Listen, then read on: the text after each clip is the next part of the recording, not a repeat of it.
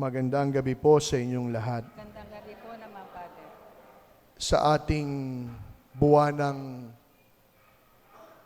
pagsasama-sama sa harap ng Banal na Santissimo, minabuti nating pagnilayan ang Eucharistia at ang Mahal na Birhen, si Maria at ang Misa. Kung meron mang isang tao na pinakamalapit sa kanyang puso ang Eucharistia, ito'y walang iba kundi ang ating Mahal na Birhen. Sapagkat siya ang ina ng Panginoon at ang Panginoon na ating sinasampalatayanan ang siyang ating pinupuri at pinasasalamatan sa bawat pagdiriwang ng Eucharistia. Kaya ngayon ang ating mainam na pagnilayan, ano ba yung koneksyon ng Mahal na Birhen sa pagdiriwang ng Misa? Ano bang kinalaman ng Mahal na Birhen sa Eucharistia? Una, si Maria bilang unang tabernakulo.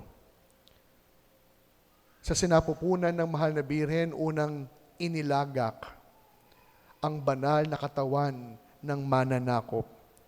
Sa kanyang sinapupunan, siya ang una nagdala ng katawan ni Jesus.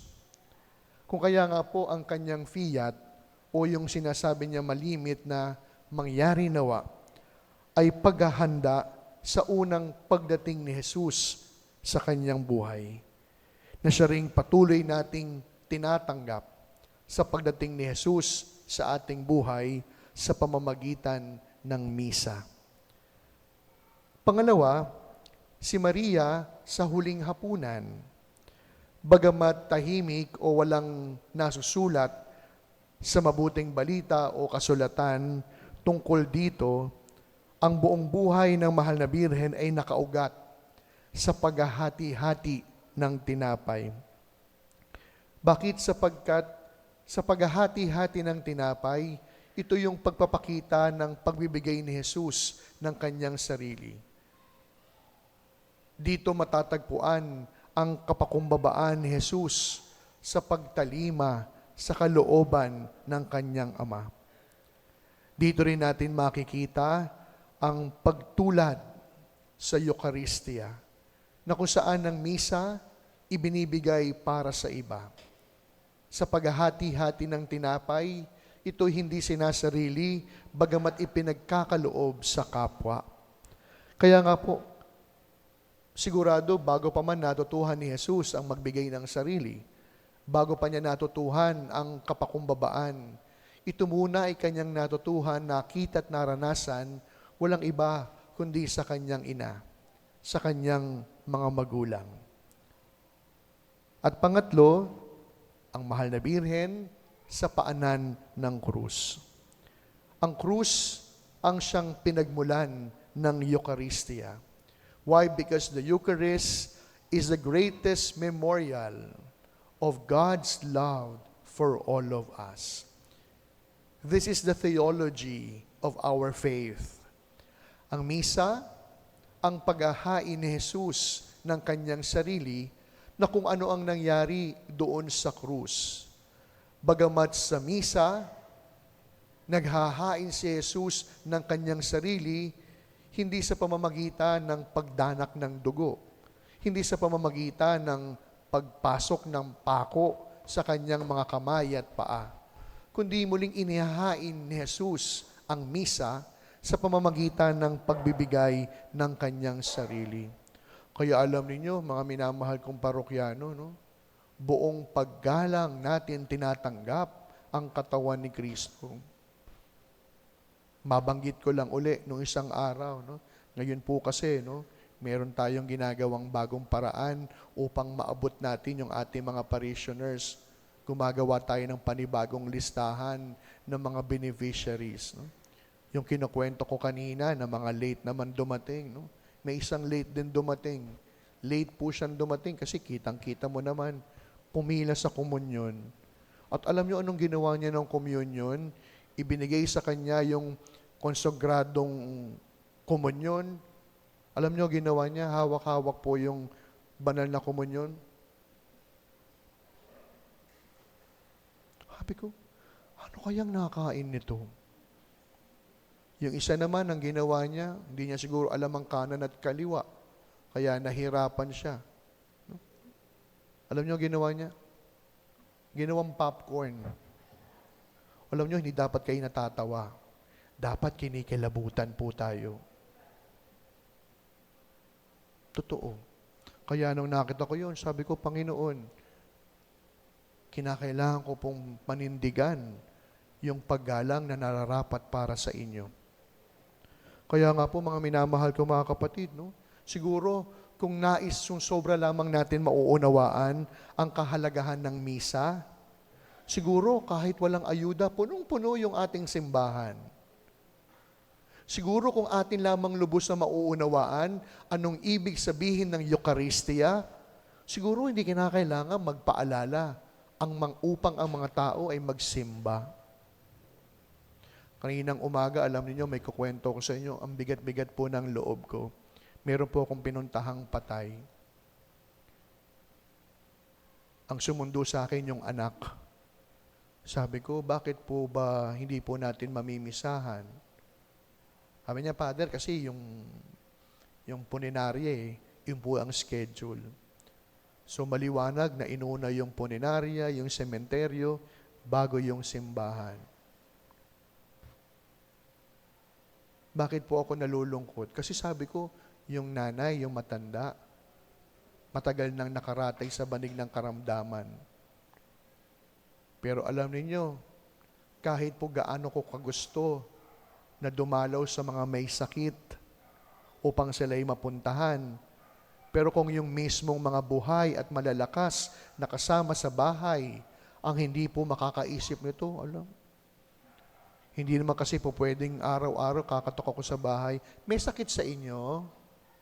Hindi naman kasi po pwedeng kakatok sa bahay. Meron bang nakaratay sa banig ng karamdaman? Alam nyo, nakakalungkot. Bakit? Ang tagal na palang may sakit nung nanay. Tapos alam nyo, nung namatay, hindi po napasok ng simbahan. Kaya sabi ko kanina, bibigyan ko lang ng isa to.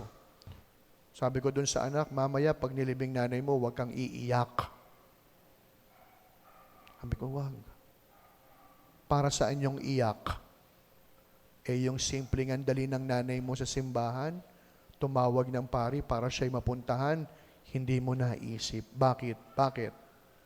Kasi kahit yung mga anak, hindi naman nagsisimba.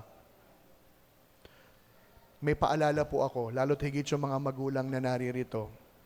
Sabihan po niyo ang inyong mga anak, seryoso po ako, anak, kapag naratay ako sa manig ng karamdaman, una, huwag kang papayag na hindi ako mapupuntahan ng pari. Sabihan niyo po yan sa mga anak ninyo. Pangalawa, kung sakaling pumanaw ako, huwag kang masasanay lamang na blessing lang. Ipasok mo ko ng simbahan. Kaya sabi ko dun sa anak, sabihin na lang natin yung nanay mo nung malakas pa, nagsisimba. Ngayong hindi niya kayang maglakad na mag-isa dahil patay na siya, hindi siya napasok ng simbahan. Hindi mo po pwedeng patay na siya, pasok niyo ako ng simbahan. Hindi mo po pwedeng ganun. O sabihin naman natin yung extreme, hindi nasimba nung bata-bata, hindi napasok ng simbahan nung siya'y walang sakit. Hanggang kamatayan pa ba naman, hindi pa rin mapapasok ng simbahan? Ang lungkot po, no? Kaya kayo na po talagang umaga, no? 8:00 po yung blessing ko. Nagsimula ako ng buong maghapon na ang bigat-bigat ng loob ko. Hindi ko naman po nanay yun. Pero kasi nga, alam ko ang kahalagahan ng Eucharistia. Alam ko ibig sabihin ng misa. Kaya kung meron man tayong matututuhan ngayon sa ating Holy Hour, lalo't higit yung mga senior na po dito, medyo malapit na ho kayo. Sabi, totoo naman ho yun. Sabihin niyo po to sa mga anak ninyo, totoo po to, walang halong biro. Pag uwi ninyo, anak, kapag nagkasakit ako, sabi ni Father, wag kang papayag na hindi ako madadalaw ng pari. Pangalawa, At kung sakasakaling mauuna ako sa iyo at mamamatay ako, wag na mangyayaring hindi ako ipapasok ng simbahan upang ako ay mamisahan. Yun, wala naman pong bayad yun, ha? Hindi mo naman kinakailangan maging sobrang talino, sobrang mabait na anak para magawa at maalala mo ito. Pero babalik tayo dun sa aking unang sinabi, bakit hindi nagawa? Kahit kasi yung mga anak, hindi naman nagsisimba. Kahit naman yung buong pamilya, hindi nasanay magsimba. At yun po yung itinuturo sa atin ng mahal na Birhen. Itinuturo sa atin ng mahal na ina kung si Inang Peña bilang ating ina ng mga dukha, para gustong sabihin ng mahal na Birhen, lumapit din kayo sa aking anak. Aalagaan ko kayo, pero lumapit din kayo sa aking anak. At yun po yung itinuturo sa atin ngayon ng ating mahal na Birhen. Sa paanan ng krus, nakatayo ang mahal na ina, nakibahagi siya sa pag-aalay ng buhay ng kanyang anak. Ang parehong handog na siyang ating tinatanggap sa bawat pagdiriwang ng misa. Hindi ba't sa kasalan sa Kana, ganun na naging role ng mahal na ina? Do what He tells you. Hindi nag-atribida ang mahal na Birhen. No? Bagkus, inisip ng mahal na Birhen, ano bang kalooban ng anak ko? Sundin ninyo. Pakinggan ninyo. Maaring ako ang nanay niya, pero bilang nanay niya, sinasabihan ko kayo, lumapit kayo sa kanya. Kaya ito po yung kaugnayan ng misa, ng Eucharistia, at ng mahal na Birhen. Kaya sa pagpapatuloy po ng ating pagdiriwang, tunay na sa Inang Peña, hindi lamang ina ng mga dukha.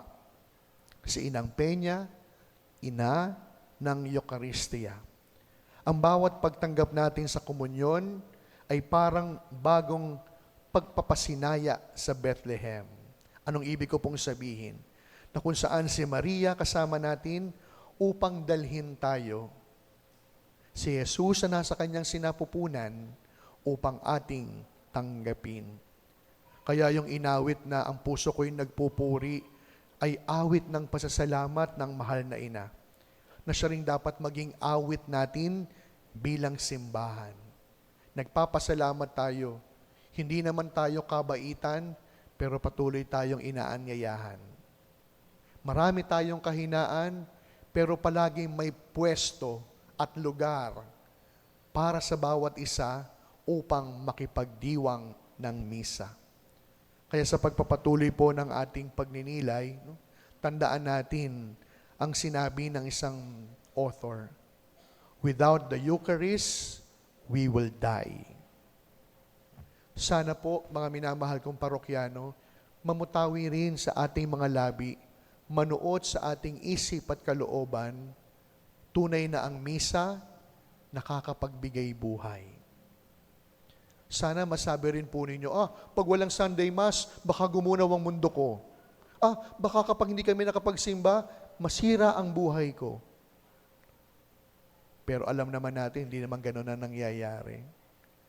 Marami sa atin lumilipas ang buong isang linggo, isang buwan, isang taon, na okay lang na hindi nakapagsisimba.